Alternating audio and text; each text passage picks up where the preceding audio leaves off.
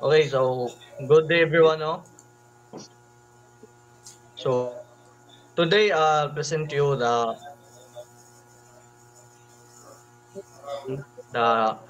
demonstrate tool which is the phases of inequality. So na siya tulo ka levels with three levels which is the executive, legislative o judicial branches. So first, ato sang sabton kung unsa ning tulo ka branch. So first is one, executive branch. So ang executive branch din no kay mao responsible for enforcing the laws. So it includes ani ang mga president, vice president, and other government officials nga lead or mga national decisions. Next is the legislative branch. So mo na siyang in charge of making the laws. So this includes niya no kaning mga senators na to, mga congressmen nga mahimong balaod. Nga mo na sila mo propose or discuss. So last is kanang judicial branch. So mo ni siya ang mo interpret sa laws which includes judges and courts that ensure the justice and fairness are applied to everyone. So paano ato pang i-dig deeper ang tulo ka buok branches. So sa top of the pyramid makita nimo ang executive branch. 'Di ba? So makita sa executive branch ang mga well-suited nga person. So kani nga level represents the power individuals. So to lead country and make high-level decisions. So kuan mo ni sila ang mag-hold og authority, control the sources niya, influence sa how society functions. So next is the middle of the pyramid which is the legislative branch.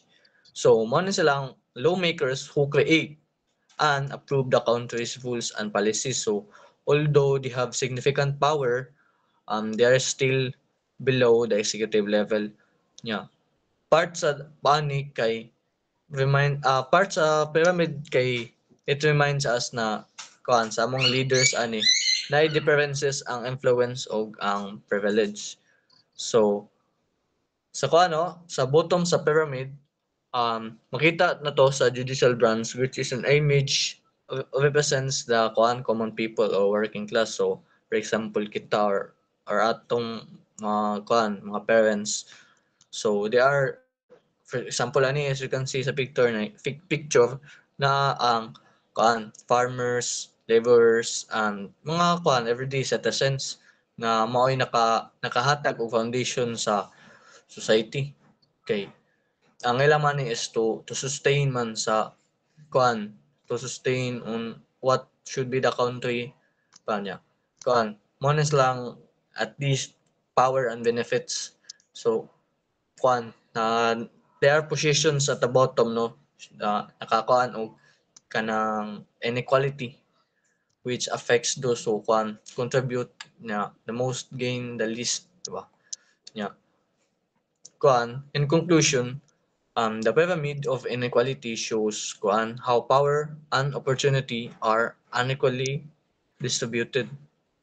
So those at the top enjoy privilege while kita or those at the bottom bear the weight of society's struggles. So ano, recognizing aning pyramid na state among recognizing this imbalance no helps us understand the importance of equality, justice, and fair treatment for all levels of society. So thank you everyone and thank you sir.